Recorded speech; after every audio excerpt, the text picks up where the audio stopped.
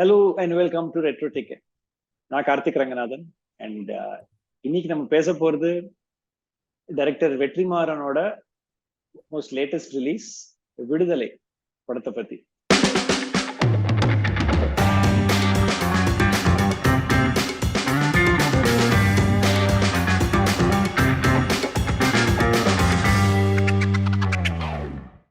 இன்னைக்கு அந்த படத்தை பத்தி பேச நம்ம கூட வந்திருக்கிறது வந்து special guest news reporter Sudarashan Varadhan. Welcome Sudarshan. How are you doing? Karthik, I'm good. How are you? Yes, doing great. Thanks a lot for joining us for this special edition. Well, a news reporter nu sonnadhu vandu, I mean that's probably only partially true because I mean he's also a big Tamil cinema fan. So I mean that is really where where I hope we can start discussing. Then we can slowly tap into your daily job and discuss more. Sure.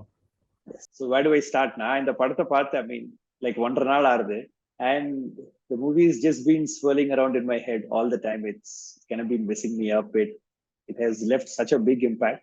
So just want to start off with respect to like the cinema aspect of things before getting into the politics behind the movie. Vetrimaaran, I mean 16 வருஷமா இருக்காரு. He's been in the news all the time. ஆனா வந்து பண்ணிருக்கிறது 5 படம் தான் பண்ணிருக்காரு இதுக்கு முன்னாடி. But அவரோட ஃபில்மோகிராஃபி பார்த்தாலுமே வந்து ஐ மீன் லைக் பொல்லாதவன் வந்து அட்லீஸ்ட் என்ன பொறுத்த வரைக்கும் it's a bit of an outlier to start things off, and then right. So Polladhavan முடிஞ்சு வந்து களத்துல ப்ராப்பரா வந்து இறங்குற மாதிரி தான் வராரு உள்ள, ரைட். ஸோ அதுக்கு அப்புறம் அந்த படம்லாம் பாத்தீங்கன்னா வந்து both right when you think of or probably வந்து ஆடுகளமும் வந்து வட சென்னையும் வந்து நான் வந்து லைக் ஒரு பக்கெட்ல போடுவேன். ஒரு மாதிரி வந்து நிறைய வந்து I mean lot of people right, people with right non-flashy backgrounds, எல்லாம் வந்து small time people, but then very complex relationships, lot of betrayals and set in a very competitive sports settingல வச்சு எடுத்த படங்கள். அந்த ரெண்டு ஒரு பக்கெட்ல இருக்கிற மாதிரி. ஆனா மத்த படம்லாம் வந்து they were all similar, right? When you think of விசாரணை, அசுரன் and now விடுதலை, right? So இப்படி பார்க்கும்போது வந்து I mean I am not sure whether where this ranks in his filmography. Do you think there's a case to be made that this might be his most honest film till now? எனக்கு ரொம்ப வந்து like politicsல வந்து he seems to be pushing the boundary more and more ங்கிற மாதிரி தோணுது எனக்கு. What did you think? Right? So what do you think as a fan, as somebody who's watched Vetrimaaran grow over the years as a filmmaker? Again, now without getting into the whole rankings bit of it, where can I place it mentally in Vetrimaaran's filmography? The thing that's drawn me the most towards Vetrimaaran is the density in his screenwriting, and not just the screenwriting, but in the subjects he handles, and how much of focus there is, and how little deviation there is from that. And the way he structures his narrative and takes it forward, the most fascinating aspect of storytelling for me. Like you said, with the exception of Poladavan, which had its fair share of deviations, his filmography has had this as a consistent pattern throughout. So, apdi paakumbodhu Viduthalai is very much in this same zone. It's a very script. For me, it pushes the boundary with regard to it is more in the zone of Visaranai, not Asuran for sure. Asuran was far more entertaining in the general sense, but this was more like Visaranai, a little bit of a commas be damned approach. I'm going to tell the story the way I want to, and I think that comes down to the fact that he's built his brand as a storyteller who's not going to disappoint you, and that's what's brought him here in the first place. So he's gone the full Monty with that style that he's established over time. So that was my first impression of Viduthalai, that he's leveraged his brand to do what he wants, and he cemented that place. Abindradhu ennoda first thought about the film. Secondly, I really like the way he structured his narrative here. It is very journalistic storytelling. It's not ஒரு அசுரன்ல வந்து ஒரு அளவுக்கு ஒரு good versus evil graph narratives we have seen and are used to in Tamil cinema வந்து நிறைய இருந்துச்சு. இதுல வந்து if I were to draw a comparison, I can draw a comparison with Battle of Algiers. That's a film that's அதுல இதே மாதிரி வந்து ஒரு rebel who's fighting for the people and their cause, and then there is the establishment which thinks that the rebels and their cause is wrong. So இவங்களோட perspective, the establishment ஓட பெர்ஸ்பெக்டிவையும் பெர்ஃபெக்ட்டா சொல்ற ஒரு படம். அதாவது என்னன்னா இவங்களோட நியாயம், these people and what is driving them, the establishment, the police and all these guys. And then there are the people, and then an organization which claims to be representing the people. அவங்களோட agenda என்ன, what is driving them, are they established? So that is very journalistic. You're being fair to every story and every side of the story and putting it out there and letting the audience judge for themselves which side they have to take. So and the journalistic form of storytelling is what was very captivating for me, and I really liked it. He kind of tried it with Saranai, but he takes it again to the full extent here, and I really enjoyed that kind of storytelling, and I think we need more and more of these narratives going forward. See, now that you bring out this particular style of narration, how would you differentiate this from something like a Virumandi, right? So வந்து like Virumandil பார்த்தா வந்து, so that is the same story told from two perspectives, but then one is true. Do you think that is how this will also develop? It's not like that. அது அந்த Rashomon effect வந்து அது a different type brand of storytelling altogether, the one we saw in Virumandi. But இது வந்து நான் சொன்ன மாதிரி I can't think of a better way to put it. It's very journalistic in its way. இப்போ நம்ம வந்து எஸ்டாப்ளிஷ்மெண்ட் அப்புறம் anti establishment அப்படின்னு டிவைட் பண்ணிக்கிட்டோம்னா, விஜய் சேதுபதி அப்புறம் அந்த ஊர் மக்கள் படை இவங்களாம் ஆன்டி எஸ்டாப்ளிஷ்மெண்ட். எஸ்டாப்ளிஷ்மெண்ட் அப்படின்னு பார்த்தா Gautham, Rajeev, and then all the other cops, Chetan வகேரா எல்லாருமே. ஸோ இவங்களோட நியாயத்தை இவங்க வாயாலேயே அவங்க சொல்றாங்க.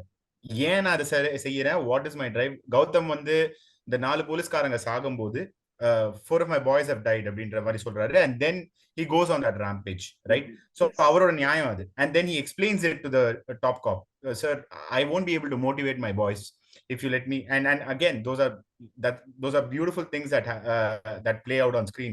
That's exactly how police forces across the world do it. I mean, and the moral அப்படின்ற ஒரு வார்த்தை, pride, அப்புறம் keeping my forces motivated, இந்த மாதிரி விஷயத்தை வந்து இந்தியால மட்டும் இல்ல, சவுத் இந்தியால இல்ல, தமிழ்நாட்டுல இல்ல, இந்தியால இல்ல, globally these kinds of words are thrown around when people talk about the police force or when top police officials talk about it. George Floyd movement க்கு அப்புறம் வந்து police officials பத்தி the calls for reinventing the idea of policing பத்தி பேச்சு வரும்போது exactly the same kinds of words were used. So it was great to see that. So but அவங்களோட side of the story, I mean, whether you find it meaningful and justified or not is a different thing. But அத அவர் பதிவு செஞ்சாரு, வெற்றிமாறன் பதிவு செஞ்சிருக்காரு. அதே மாதிரி second பார்ட்ல from what we have seen, it's very clear that இந்த ஆன்டி எஸ்டாப்ளிஷ்மெண்ட் ஓட சைடு ஆஃப் தி ஸ்டோரி வந்து பெரிய லெவல்ல பதிவு செய்யப்பட போகிறது அப்படின்றது ரொம்ப கிளியரா தெரியுது. So that is what I am referring to. ராஷ்மான்ல வேற நீங்க சொன்ன மாதிரி அவர் போய் சொல்றாரு, பசுபதி போய் சொல்றாரு அப்படின்றது வந்து எஸ்டாப்ளிஷ் பண்றாங்க. இதுல வந்து இவங்க தரப்பு நியாயம், இதுங்க ஒத்துக்கோங்க ஒத்துக்காம போங்க. சீஃப் செக்ரட்டரி வந்துட்டு இந்த ஐடியாலஜி வந்து 10 ஜெனரேஷனுக்கு பேசப்படும் அப்படின்ற மாதிரி கிளைமாக்ஸ் சொல்றாரு. சோ அது வந்து அவரோட POV, and understanding that POV is very important because we find people who justify these POVs in everyday life. This is a story where you hear each character-ஓட நியாயம், each character-ஓட தர்மத்தை அவங்க வாயாலேயே அவங்க சொல்றாங்க. அதை ரொம்ப லூசிடா அவங்க எக்ஸ்பிளைன் பண்றாங்க. நான் ஏன் ஒரு விஷயத்த செய்யறேன், என்ன பொறுத்த வரைக்கும் அது ஏன் நியாயம் அப்படின்றத எஸ்டாப்ளிஷ்மெண்ட் தரப்பும் சொல்லுது, ஆன்டி எஸ்டாப்ளிஷ்மெண்ட் தரப்பும் சொல்ல முயற்சிக்கிறாங்க, and we are going to see more of that in the second part. But we have seen glimpses of that. Vijay Sethupathi வந்து அவர் செய்யறது அவர் ஏன் செய்யறாரு, அவர் மக்கள் படைக்காக இது ஏன் செய்யறாரு அப்படின்றத அவர் ரொம்ப தெளிவா வந்து எக்ஸ்பிளைன் பண்றதை நம்ம பாக்குறோம். ஸோ இந்த பேட்டில் ஆஃப் தி ஐடியாலஜிஸை செட்டப் பண்றது வந்து இந்த மாதிரி ஒரு narrative தான். So where each side says their own respective story, and for a person watching it, I think it's very important, especially in the times we live in, because where each side is not willing to listen to the other.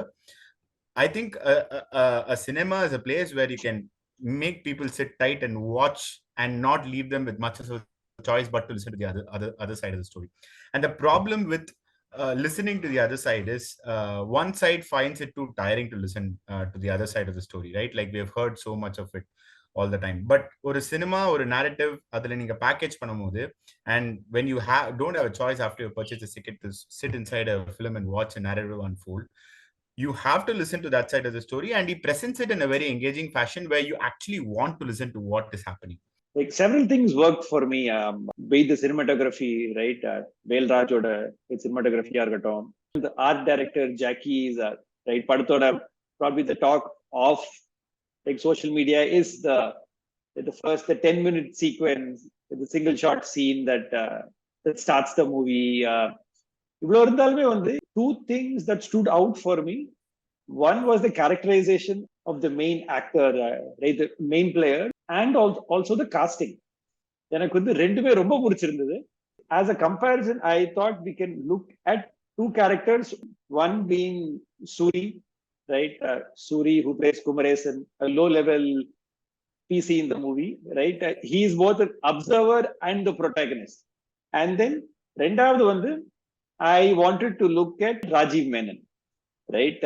I mean, Rajiv Menon, I mean, rather unconventional choice there, right? Somebody who's not really been seen in movies, despite the limited screen time that is there for his character as the chief secretary. நீங்க சொன்னதுல வந்து, right, when you were talking about two narratives being there out there, அது வந்து எனக்கு வந்து அந்த விதத்துல வந்து எனக்கு வந்து chief secretary's character played a huge role because அவர் நிறைய வந்து he seems to play many roles at the same time.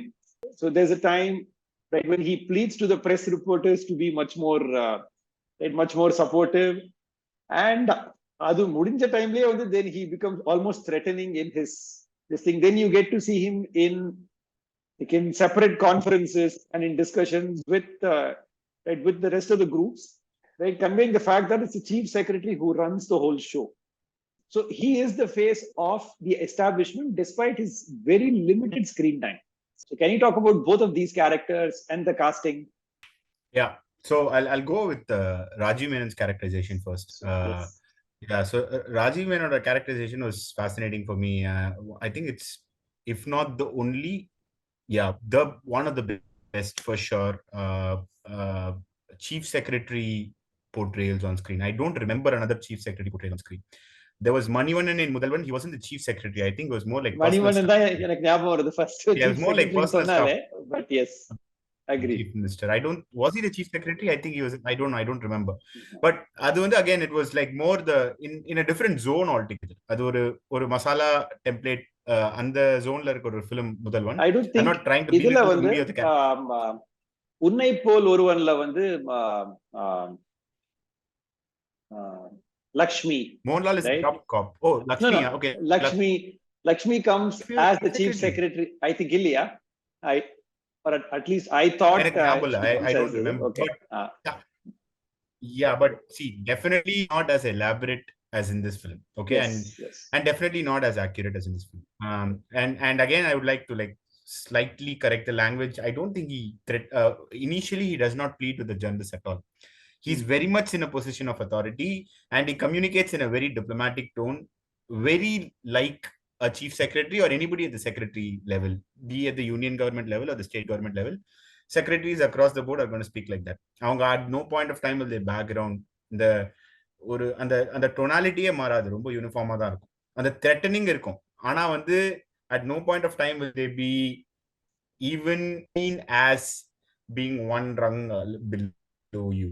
They would always discuss at the level of equals மாதிரி தான் பேசுவாங்க.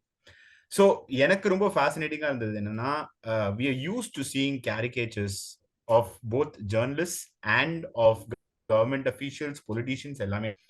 Now, to execute an elaborate role of somebody like the chief secretary and to pull it off the way he has, exactly the way a diplomat or a bureaucrat would behave in front of the press, and the language and the tonality change that you spoke about. முதல்ல அவர் பேசுறாரு, அதுக்கப்புறம் அவர் tone எப்படி மாறுது, and அந்த த்ரெட்டை கூட ஒரு த்ரெட்டா பண்ணாம, அதாவது முதல்ல வந்து எல்லாரும் every testing at one point of time he says, okay, இன்னைக்கு ஒரு சம்பவம் நடந்திருக்கு, இதை பத்தி மட்டும் பேசுவோம், and then he starts dictating, he's briefing, he's no longer interacting, right? அங்கிருந்து he says whatever he wants to say and nobody is resisting. right? அது வரைக்கும் சத்தம் போட்டுட்டே இருக்காங்க, 1008 கேள்வி கேட்கறாங்க, அதுக்கப்புறம் nobody is resisting.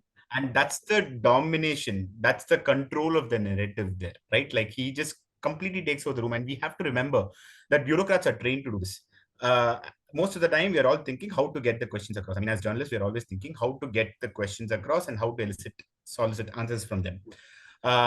Most of the time they budge, and they do it, and they don't do it like politicians, because politicians are not trained to do this. When politicians fumble, and when politicians do not answer in a convincing way, it is very explicitly seen for everyone. But when bureaucrats stumble and they do not give you a convincing answer, they do it in such a way that they don't come across as fools at the end of the day. That domination, right? That domination over what they want to convey, and at the same time, even if they don't say anything, or if they say something that might come across as deviating away from the topic, still coming across as somebody who has authority and command over it இருக்குல்ல, அதை வந்து பியூட்டிஃபுல்லா capture பண்ணிருக்காங்க. Rajiv மேனனோட character, of course, வந்து the way he's written it and the way he's written the dialogues, superbா இருந்துச்சு. I really enjoyed that whole press conference session at the beginning of it. Ilavarasu makes a, I mean, Ilavarasoட character வந்து he makes fool out of himself, right? Like கிட்டத்தட்ட வந்து நீ வந்து இந்த ஆப்போசிஷனா அப்படி இப்படின்னு கேட்கிற மாதிரி. And then Rajiv Menon steps in and he takes over, and after that there's nobody else speaking in the room. There's just him. That's about Rajiv Menon. And I mean, I hope there's more of Rajiv Menon in the second half.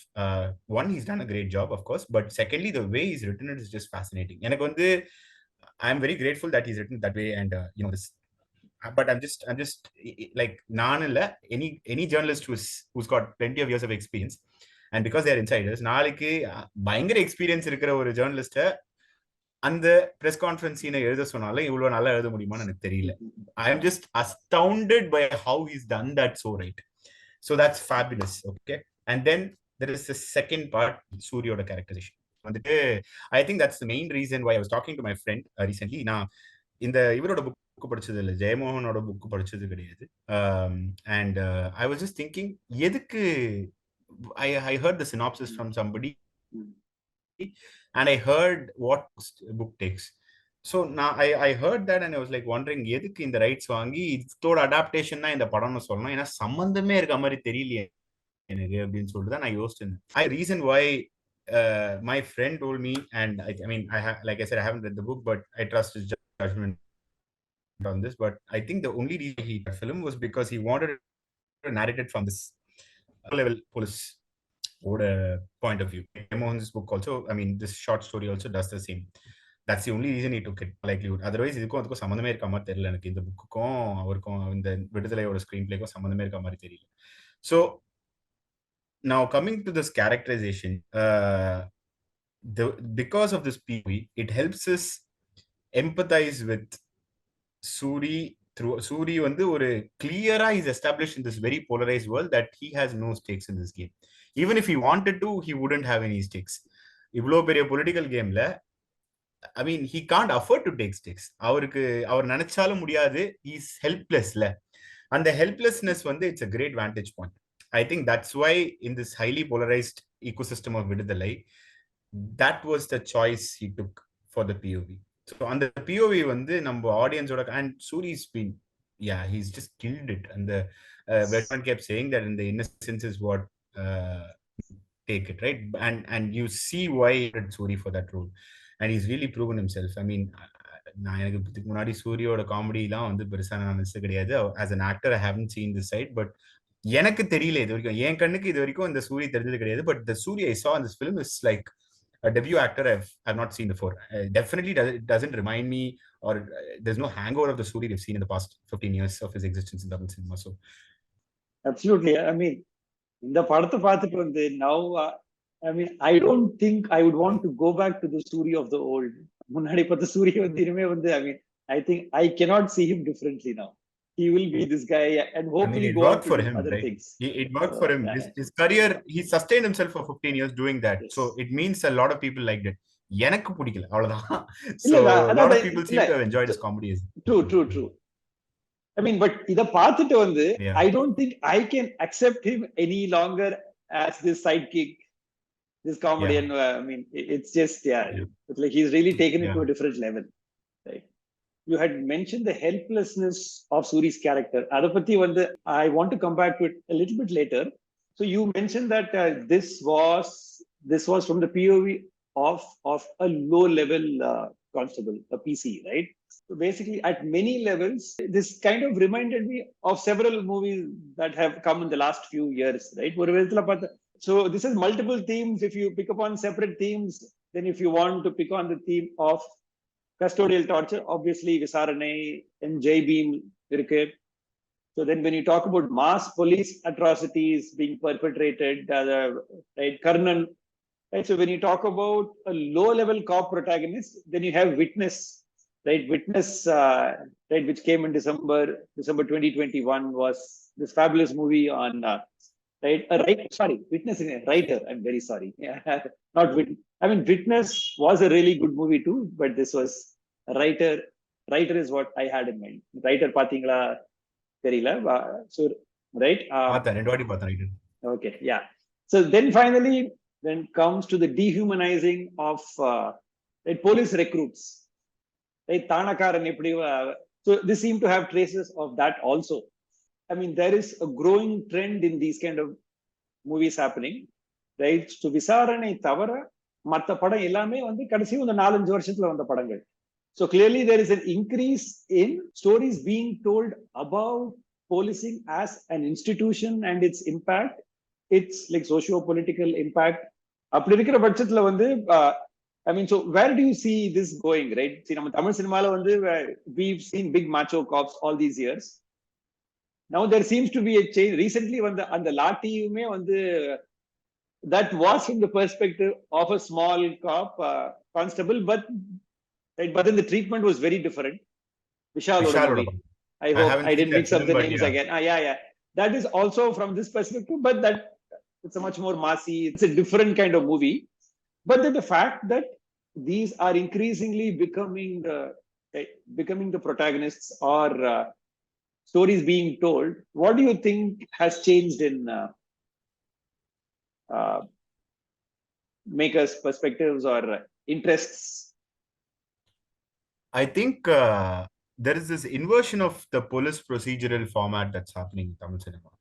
The police procedural, the new noir times, there has been a fascination with this criminology and how police crack the case and all that. The genre has been plagued by this whole macho cops are do-gooders.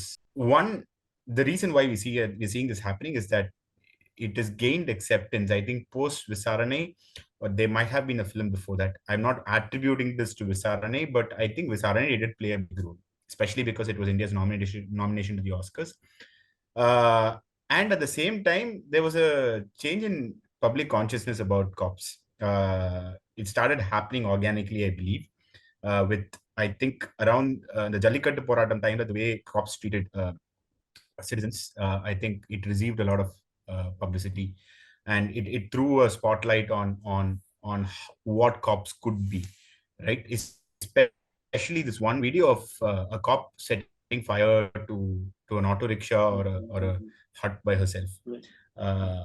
That was one, and then subsequently we saw what happened with the whole Sterlite protest, and then Jairaj Benix altering this public consciousness about cops in general. So அது மக்களுக்கே police as பத்தி at least சென்னையை பொறுத்த வரைக்கும் ஒரு change வந்துட்டு இருக்கு.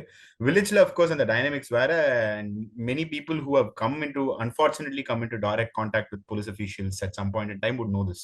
They would know that they're not black and white அப்படின்ற மாதிரி அவங்களுக்கு தெரியும். அது படத்துல காட்டுற மாதிரி இல்லை அப்படின்றது டெஃபினட்டா அவங்களுக்கு தெரியும். So now with this, you have the entry of Vetrimaaran, and he makes Visaranai. And Visaranai, commercial success aside, it definitely builds a conversation in the urban circles at least. And then there is a commercial opportunity that is created as a result of this, and which coincides with change in consciousness, public consciousness about crime and policing. So both these factors have combined, and now I think it would be impossible to make a Singham again. I mean, Singham, by the time Singham 3 came, it became funny. Sorry to put words in your mouth, but yeah, it became funny, but then it will be difficult to make even a big hero, you can still have a great director make a cop film. Like if you made a Tupaki 2 today, I'm still saying that it could be a commercial, but whether a hero would want to do it or not, given the current political circumstances, even after a change in government, we have had instances of this repeatedly crop up as recently as, you know what, 1 month kuda alla nenikiren, one little less than. Yes. We've been having it all the time. Jaraj Benik's kapra Chennai we have had custodial deaths on there, never ending story, and we are starting to hear of it more. So given the political circumstances and the commerce of this inverted police procedural format, where you throw a light into the lives of policemen and how they treat people, their psyche, I don't think we are going to see a big comeback of the old macho police. And yeah, thank God for that. Right. So next, what I wanted to kind of like talk about was not just police brutality, but in the depiction of police brutality on screen. With all of these movies that we've spoken about and all that, that obviously necessitates a certain depiction on screen for you, right? For you to send the message across, for you to not just send, but really to tell a story, right? Forget sending a message across, right? To tell a story, to tell the story that you want to tell, you have to show something on screen. இந்த படத்தை பத்தி பேசும்போது வந்து the most intense scene of police brutality, எனக்கு curiously that comes at a time, right, when Kumaresan is probably the most helpless. That's like the right situation for the typical Tamil macho hero, low-level cop, high-level cop, to jump in and do something, right? Here, he doesn't even flinch. He comes inside, see what's going on, and it shakes him no end. நம்மளுக்கு தெரியுது அது, but then his eyes don't even waver from there. He looks at his superior, talks to him. So basically, at a level, you see that he's just trying to do whatever he can to get this torture to end. Right? But beyond that, he does not step out of character, out of this arc. So நீங்க சொன்ன மாதிரி வந்து, he is so helpless that he has no stake here apart from whatever little that he can do. I mean, which also provides for a very interesting cinematic arc for him, and the story arc for him that sets up a kind of a redemption of, in some sorts, right, that ties up to an earlier statement of his, எனக்கு வந்து நல்ல சுட தெரியும்னு சொல்லுவான், but யாரும் மதிக்க மாட்டாங்க. Then கடைசியில வந்து அதுவே வந்து ஒரு லீட் அப்பா போகும் நம்மளுக்கு. Right, while that happens, and that is one thing which I really did like. ஆனா வந்து I unfortunately don't want to focus on that and come back to what happens on the other side. So I read an article of yours which you had written after the Benix Jairaj incident for the Reuters. It was report la vandu, where I see that you have mentioned this report by the National Commission for Scheduled Castes. அவங்க 2016 ல பண்ண ஒரு ரிப்போர்ட்ல வந்து, right, which seemed to highlight cases of right, very similar brutality, right, where men would have stones tied right to their private parts, and then where women would be subjected to torture, right, by throwing chili onto theirs. இது வந்து, this gets referenced here, where you do see the superior mentioning chili, இப்போ எடுத்துட்டு வான்னு சொல்லுவாங்க. ஆனா thankfully we are spared of the visuals. ஆனா வந்து மத்தபடி வந்து whatever happens on screen was probably the most distressing bit for me, and also probably disappointing also. I mean, to me, it seemed to cross a line which should not have been crossed on screen. The depiction of the women there, not just in the nude, but அது வந்து basically using that as a recurring theme, right? So while clearly, like in the report, I'm probably, that does seem to indicate that this is standard operating procedure, for the lack of a better word. Right, but இத வந்து அவ்வளோ தூரம் வந்து ஸ்கிரீன்ல காமிச்சுனே வருது வந்து, it seemed like a choice which he could have stayed away from. எனக்கு வந்து personally that was the lowest point of the movie for me. So wanted to get your thoughts on that first, and then this other poser that had it been a woman director or somebody behind the lens, would that have been a deterrent? Would that have prevented something like this being shown on screen? We don't have too many of them, but then, right, at some point of level, is there desensitization, that is there, which results in this boundary being pushed too much? I'm sorry for this long-winded question, but I hope I have really conveyed what I wanted you to get. Okay. Yeah, so quite a long question that, but anyway, I'll take it one by one. So in 2020, when I did a report on the theme of police brutality in India, so I sourced it myself, and then I wrote about it. But the original report, I just wanted to make clear that I wasn't the first to write about it. It was Sure. written by somebody else. In this case, Ram Sundaram from the New Express. So my report was about, you know, I'll get back to that report again, but my report was mainly about the omnipotence, the prevalence of custodial deaths and custodial torture in India. I'm going to bore people with a few statistics, but I think it's necessary, so please pardon. As far as custodial deaths go, now I looked at data between 2011 and 2018. So அந்த பீரியட்ல அந்த ஒரு 8 yearsல some 800 people died, average of around 100 people per year னு வெச்சுக்கோங்களேன். So this Recorded is data incidents all according to over the NCR. India, right? This is all over India. All over India. Yeah, all over India. அதுல cases were booked only in 361 cases. அந்த 800 பேர்ல 360 கேசஸ்ல தான் கேஸே book பண்ணிருக்காங்க. அதாவது gas book பண்ணது நான் FIR போடுறது. சரியா? அதுல அரெஸ்ட் எவ்வளவுன்னு பார்த்தா பண்ணிருக்காங்க. எவ்வளவுன்னு எக்ஸாக்ட்டா நமக்கு தெரியல, பட் பண்ணிருக்காங்க. சார்ஜ் ஷீட்ஸ் பாத்தீங்கன்னா அரெஸ்ட் பிரிலிமினரி அரெஸ்ட். சரியா? அண்ட் தென் சார்ஜ் ஷீட்ஸ் எவ்வளவு ஃபைல் பண்ணிருக்காங்கன்னு பாத்தீங்கன்னா 1/3 ஆஃப் தட். 800 கேஸ்ல 1/3ல தான் சார்ஜ் ஷீட்ஸே ஃபைல் பண்ணிருக்காங்க. பட் கன்விக்ஷன்ஸ் எவ்வளவு நடந்திருக்கு அப்படின்னு பார்த்தா 0. 800 பேர் இறந்திருக்காங்க. Not one policeman has been convicted and punished and put behind bars for this crime. Okay, now let's look at the reasons. They can always say that, okay, எந்த காரணத்துக்கான கஸ்டடியில சாவலாம், அதுக்கு எதுக்கு போலீஸ்காரனை பிடிச்சி உள்ள போகணும் அப்படின்னு.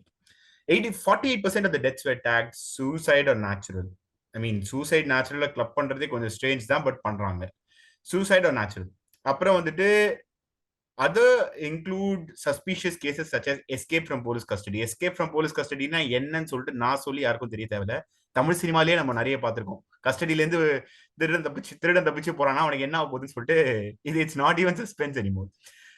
அப்புறம் reasons were stated in 20% cases. Now imagine this, 800 பேர் இறந்திருக்காங்க. அதுல 20% கேஸ்ல அவன் ஏன் செத்தான்றதுக்கான காரணமே தெரியல. என்சிஆர்பி ரெக்கார்ட்ஸ் படி தெரியல. And then 18% died during treatment. And this includes people like Jairaj and Benix. Now, 17% of the deaths in 2014 to 18 மட்டும் எடுத்து பார்த்தா ரொம்ப எக்ஸ்பிளிசிட்டா கிளாசிஃபை பண்ணிருக்காங்க டியூ டு பிசிக்கல் அசால்ட் அப்படின்னு சொல்லிட்டு. அப்படி இருந்தோம் எந்த போலீஸ்கார மேலேயும் இந்த கஸ்டோடியல் டெத் விஷயத்துல எந்த விதமான நடவடிக்கையும் எடுக்கப்படல. இது all these are official statistics from the NCRB, the National Crime Records Bureau. Now, 1,551 people have additionally died in judicial custody. அதாவது பிரிசன்ஸ்ல. ஜெயராஜ் அண்ட் பெனிக்ஸ் கூட டெக்னிக்கலி ஜுடிஷியல் டெத் தான் வரும். It won't be a police custodial death. ஏன்னா அவங்க ஜெயில இருக்கும் போது இறந்து போயிருக்காங்க. Okay, and these have been tagged not tagged natural or suicide. இது தவிர நேச்சுரல் சூசைட்ல இறந்து போனவங்க நிறைய பேர் இருக்காங்க. இதோட சம் 8 times higher, பட் அதை விட்டுருவோம். நாட் நேச்சுரல்னு பார்த்தா எவ்வளவு பேர் இருக்காங்க. இது NCRB data. NHRC data, national human rights commission data எடுத்து பார்த்தா the number of deaths is actually 46% higher. 46% higher than what the NCRB claims. 800 பேர் செத்தாங்கன்னா அங்க 1200 பேர் செத்தாங்கன்னு அந்த டேட்டா காட்டுது. சோ எத்தனை பேர் செத்தாங்க, இந்த பணத்துக்கெல்லாம் யாரான பதில் சொன்னாங்களா அப்படின்னா அந்த கேள்விக்கெல்லாம் யாருக்குமே பதில் இல்ல. இறந்துகிட்டே இருக்காங்க நம்ம ஜெயில, அதுக்கு பதில் யாரும் சொல்றது கிடையாது, இது யாரும் தண்டிக்கப்படுறது கிடையாது. There is zero accountability. The policeman in India has the right to murder people. That's at least what the statistics seem to indicate. Okay, and I'm not saying this. The National Human Rights Commission is calling custodial torture routine. They are putting the annual average for police custodial deaths at 143. Okay, last 8 ஒரு வருஷத்துல according to NHRC 143 பேர் சாவறாங்க.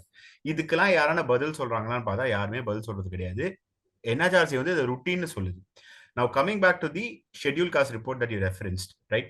அதுல பார்த்தா மென்னுக்கு என்ன செய்யறாங்கன்னு பார்த்தா they are having heavy stones being tied to their genitals, and women are having chili powder and petrol poured on their genitalia. And these are schedule caste Kuravars அப்படின்ற கம்யூனிட்டிக்கு திரும்ப செய்யப்படுற வன்கொடுமை இது over a period of time, ஒரு decade long research, இந்த scheduled caste commission வந்து they go from police station to police station, and then they go from family to family, do extensive research, and they file a 4,000 page report, and they have submitted to the Indian president, supposed to be tabled in parliament, and it hasn't been done so.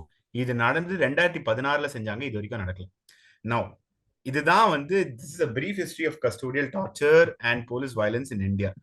Given all this perspective, போலீஸ்காரங்களுக்கு எந்த தண்டனையும் கிடைக்கல. இப்போ நான் வந்து let me make this clear on outright. நான் சொல்ல விருப்பப்படுறது என்னன்னா, I did not enjoy the portrayal. I did not like, I don't think it was tasteful. I expected better from somebody like Vetrimaaran. But போலீஸ்காரன் தண்டிக்கப்படாத போது, அதாவது யார் குற்றங்கள் செய்யறாங்களோ அவங்க தண்டிக்கப்படாத போது, should we be so critical of our filmmakers அப்படின்ற கேள்வி வருது எனக்கு. இதுக்காக நான் அவங்க பண்றது கரெக்ட்னு சொல்லல, இதோட பெட்டரா பண்ண முடியாதுன்னு நான் சொல்லல. பட் நம்ம வந்து இந்த கேள்வியை வந்து சீஃப் செக்ரட்டரியோ இல்ல எஸ்பிஸ் ஆஃப் ரெஸ்பெக்டிவ் ரூரல் டிஸ்ட்ரிக்ட்ஸையோ இல்ல கமிஷனர் ஆஃப் போலீஸையோ சட்டையை பிடிச்சி கேட்க முடியல. ஜேர்னலிஸ்டாலேயே அவ்வளவு ஒரு பாயிண்ட்டுக்கு மேல கேட்க முடியல. சரியா? அதை கேட்கறதுக்கு as a collective society, civil சொசைட்டிக்கெல்லாம் துப்பு இல்லை. அப்படின்ற போது சினிமாக்காரனை மாத்திரம் பிடிச்சி வந்து ஹராஸ் பண்றது நியாயமா அப்படின்ற கேள்வி, this is a general point I'm making. It doesn't necessarily have anything to do with your question. Now coming back to Vetrimaaran's portrayal of this, I did, எனக்கு கொஞ்சம் ஒரு மாதிரி தான் இருந்துச்சு பார்க்கும்போது. I thought a filmmaker like Vetrimaaran was so crafty, could have done a fabulous job. But I'm coming back to the narrative structure here again. If we see how that scene plays out, we don't have the liberty of a protagonist who can push his character arc a bit and do the heroic, right? கூகை அப்படின்ற ஒரு book இருக்கு. கூகை வந்து சோதர்மன் அப்படின்ற ஒரு இந்த southern டிஸ்ட்ரிக்ட்ஸ்ல வந்து ஒரு set பண்ணப்பட்ட ஒரு நாவல். இது மேஜிக் ரியலிசம் டொமைன்ல வந்து எழுதப்பட்ட ஒரு கதை. அந்த கதையில வந்து இதே மாதிரி தான் வந்து ஒரு பவர்லெஸ் ப்ரோட்டாகனிஸ்ட், மோஸ்டா ஒரு கம்யூனிட்டியை பத்தின ஒரு கதை. அதுல வந்து எந்த ஃபோக்கஸ் பண்ணப்பட்ட கம்யூனிட்டியில வந்து எந்த விதமான எம்பவர்மெண்ட்டும் இல்லாத, ஒரு பவரும் இல்லாம, அவங்களுக்கு எதிர நடத்தப்படுற அட்டூழியங்களை தட்டி கேட்க கூட முடியாத லெவலுக்கு ரொம்ப வருஷத்துக்கு முன்னாடி நடக்கிற கதை அது. அந்த ஒரு நிலைமையில இருக்கிற ஒரு கம்யூனிட்டி பத்தி ஃபோக்கஸ் பண்ற ஒரு கதை. அந்த புக்ல என்ன ஆகும்னா, every time there is a situation of hopelessness. This group of people who are helpless, can't do anything. To take the narrative forward, ஒரு act of God நடக்கும். ஒரு பிசிக்கல் ரியாலிட்டிஸை சப்வர்ட் பண்ணி ஒரு மேஜிக் மாதிரி, இப்போ திடீர்னு கொக்கு நிறைய பறந்து ஃபீல்ட்ஸை வந்து பாய்சன் பண்ண வந்தவங்களை வந்து கொத்தியே கொண்டுடும். ஒரு பறவை வந்து திடீர்னு வில்லனை வந்து தூக்கிட்டு போயிடும். அந்த மாதிரி பிசிக்கல் ரியாலிட்டிஸ்க்கு சம்மந்தமே இல்லாத விஷயம் நிறைய நடக்கும். இது நான் சொல்லும் போது சிரிப்பா இருக்கலாம், பட் இட்ஸ் பியூட்டிஃபுல். அந்த நரேட்டிவ் ஸ்ட்ரக்சரை வந்து முன்னாடி கொண்டு போறதுக்கு அவர் யூஸ் பண்ற ஒரு டாக்டிக், அந்த ரைட்டர் யூஸ் பண்ற ஒரு டாக்டிக் வந்து it is not magic realism, it's reality. சரியா? சோ எங்க இந்த கதையில இந்த பிளேஸ்மெண்ட் எங்க வருது அப்படின்றது பார்ப்போம். இப்போ சூரியோட கேரக்டர் வந்து மேஜிக் ரியலிசம் பண்ண முடியாது, மேஜிக் பண்ண முடியாது, அதையெல்லாம் விடுங்க. அவர் கேரக்டர் ஆர்க்குட்டே அவரால் வெளியே போக முடியாது. சோ அவர் ஹீரோ கிடையாது, அவர் வந்து நம்மளோட ஒரு representative inside the film. Exactly. Right. So அந்த ஒரு ஹெல்ப்லெஸ்ஸான ஒரு கேரக்டரோட ஆக்டிவிட்டிஸ் அப்போ வந்து ஒரு லைட்டா அவர் என்ன பண்றாரு, அந்த கன் எடுத்து சுடுறாரு, டெஸ்பரேட்டா வந்து ஓடி போய் டிஎஸ்பி கால்ல விழுந்து நான் வந்து போய் பாக்குறேன், எனக்கு அவன் எங்க இருக்கான்னு தெரியும் அப்படின்னு. சோ அது பண்றாரு. இவரோட அந்த எக்ஸ்ட்ரீம் ஆக்ட் இருக்கு பாத்தீங்களா, அவரோட கேரக்டர் ஆர்க்கே எடுத்துக்கிட்டா கூட திஸ் an எக்ஸ்ட்ரீம் ஆக்ட். அதாவது கோவம் வருதுங்களா, உனக்கு கோவம் வருதா, அடிப்பியாடா, அடிப்பேன்டா அப்படின்னு. அதுவே அவருக்கு ஹீரோயிசம் தான். That is his character arc a bit. Now if you want to justify that, you will have to intercut it with something that fuels that. And what is it? It's brutality of this order. So எனக்கு இந்த brutality our காட்டலனா he should have done something else. அந்த something else என்னன்றது எனக்கு தெரியாது, நான் film maker கிடையாது. அதே மாதிரி வெற்றிமாறன் மாதிரி ஒரு ஃபிலிம் மேக்கர் கிட்ட இது பண்ணிருக்கூடாதுன்னு சொல்ற அளவுக்கு நான் பெரிய ஆள் கிடையாது. So what could have been done, something else எதனா அவர் பண்ணிருந்தா பெட்டரா இருந்திருக்கும். Undoubtedly, there is no doubt about it. But what is the alternative? I don't think me or many people who are watching this or who have a similar opinion என்ன பண்ணிருக்கலாம் அப்படி. Now coming back to the second point about filmmakers, female filmmakers. there is a representation problem. There is no doubt about it. Not just female filmmakers, all sorts of oppressed minorities, including women, religious minorities, are underrepresented in Tamil cinema or any cinema for that matter. Do we need more and more of those voices telling us stories? 100% yes. Would that automatically lead to better narratives coming out? Now, that's a question that's hypothetical. I don't know. But whether we need more of this, 100%, there's no doubt about it. But இது வந்து இது ஒரு ஒரு என்ன சொல்றது, this is a guy, let's not deviate too much from what we are talking, but this is a guy who wrote Rajiv Menon's character. He was a fly in the wall and he could depict that scene with so much.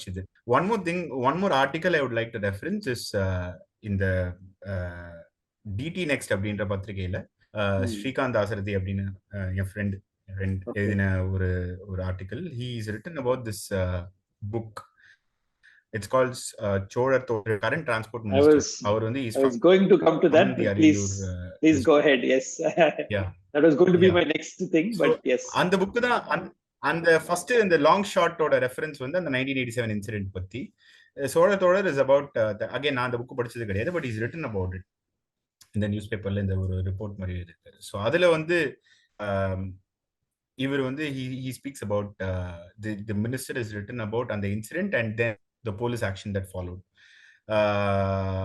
And அந்த புக்ல வந்து இ-புக்கா release பண்ணப்பட்டது. அதுல I think அந்த news அந்த டைமோட news paper கட்டிங்ஸ்லாம் இருந்திருக்குன்னு நினைக்கிறேன். அந்த புக் இ-புக்ல இருந்திருக்குன்னு நினைக்கிறேன். அந்த நியூஸ் பேப்பர் கட்டிங் ஸ்கிரீன்ஷாட் வந்து my friend shared with me and my friend observed how அந்த ஷாட் இருக்குல்ல, அந்த அந்த போட்டோ எடுக்கப்பட்டது இல்ல, அந்த டைம்ல நியூஸ் பேப்பர் போட்டோகிராஃபர் எடுத்திருக்காரு. அந்த அந்த போட்டோ ஷாட்ல எப்படி அந்த ட்ரெயின் எந்த ஆங்கிள் அலைன் ஆயிருக்கோ அதே ஆங்கிள் வந்து அலைன் ஆகி தான் படத்துல இருக்கு. ஸோ அந்த லெவல் டீடைலிங் பண்ணக்கூடிய, அந்த லெவல் ரிசர்ச் பண்ணக்கூடிய ஒரு டைரக்டர் தான் வந்து Vetrimaaran. So that credential, and that brand, like I said, he's built it over time and he's proved it with film after film, shot after shot. Whether somebody else, அது யாராவானா இருக்கலாம், அது வந்து it can be another crafty filmmaker from any background, male or female or absolutely anyone. When make a film that's better than what Vetrimaran's made, that's a hypothetical question. But all that I'm saying is it is like some beating. Your original question was whether we need more female voices telling stories and whether we would have would that change? Yes, more sensitive. Yes. Yeah. That would definitely change, right? Like we would want more diverse voices, not just female voices. We would want all sorts of minorities saying stories, and that is going to open and expose us to a world that we haven't seen so far, and we are going to see different points of views and perspectives emerging. There's no doubt about that. Like there is no doubt about the fact, there are some facts, absolute facts, like the fact that India is a secular country. There's no doubt about it. Many fools are saying it's not the case, but it is a secular country. Everything else be damned. Similarly, are more voices in Tamil cinema good, or in any cinema good? Indeed, that is a fact. We want more and more voices, and that is undoubtedly something that all of us are looking forward to and should happen in due course.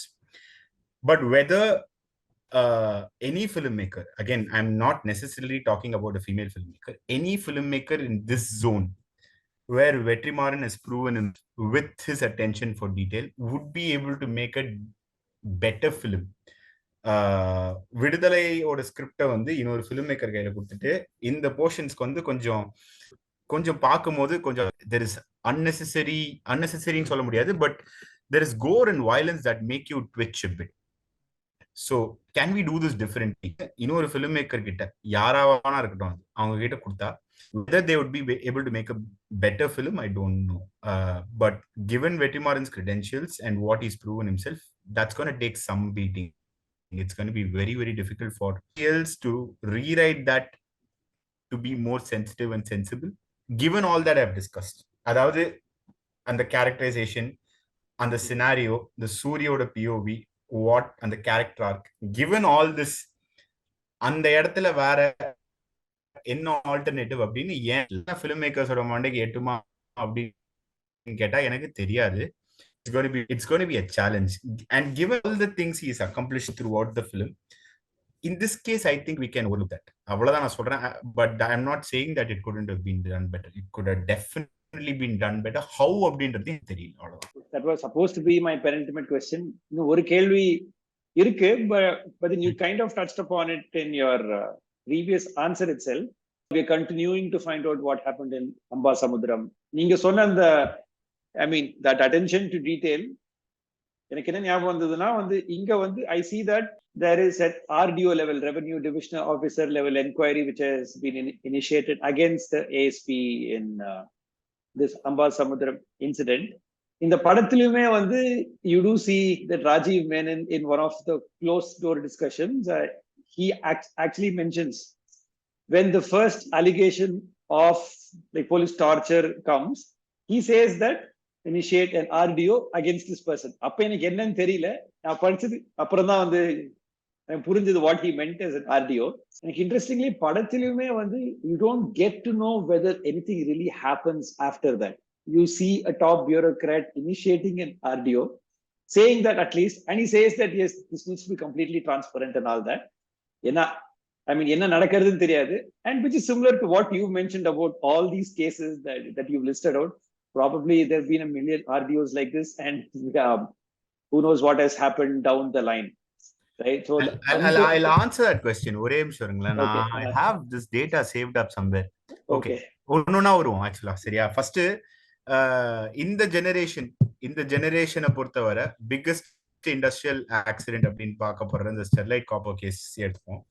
13 பேர் அந்த 2 நாள் இறந்து போனாங்க. சப்சிக்வெண்டா I think 2 other people died, sustained injuries, and that resulted in the death of 2 other people. So yeah, so அந்த 13 பேர் ரொம்ப brutal circumstancesல they were gunned down. Unarmed people were gunned down. I mean, this should be enough to shake the conscience of anybody, and it's an act of police brutality. There's no two ways about it.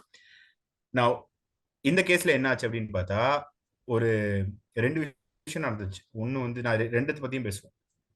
ஒன்னு ஒரு retired justice ஓட தலைமையில ஒரு 1-person committee was set up. 1-person committee, and it's a team, but and the 1 person is the head of the whole. So you're talking about the Thuthukudi incident, yeah. Okay, yes.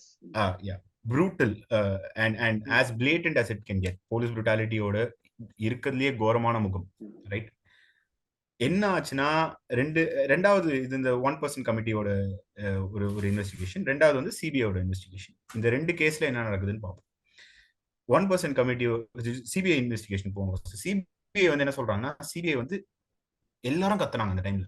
CBI we want தோனின்னு ஸ்டேடியம்ல கத்துற மாதிரி we want சிபிஐன்னு ஆளாளு கத்துறாங்க. இதுக்கு CBI, உங்களோட track record என்ன, இதுக்கு முன்னாடி என்ன பண்ணிருக்காங்க, அவங்க சிபிஐன்றவங்க யாரு, அவங்களுக்கும் இந்த மண்ணுக்கும் இந்த நாட்டுக்கும் தமிழ்நாட்டுக்கும் என்ன சம்பந்தம், அதை பத்திலாம் ஒரு கவலை கிடையாது. சும்மா அவங்க சிபிஐன்னா அது பெரிய போலீஸ் போல இருக்கு அப்படின்ற லெவலுக்கு தான் அந்த டைம்ல ஒரு டிஸ்கோர்ஸ் இருந்துச்சு. ஆப்போசிஷனும் அந்த டைம்ல அந்த மாதிரி தான் பண்ணாங்க. ஸோ சிபிஐ வந்தாங்க, அண்ட் அவங்களோட சார்ஜ் ஷீட் நான் படித்தேன்.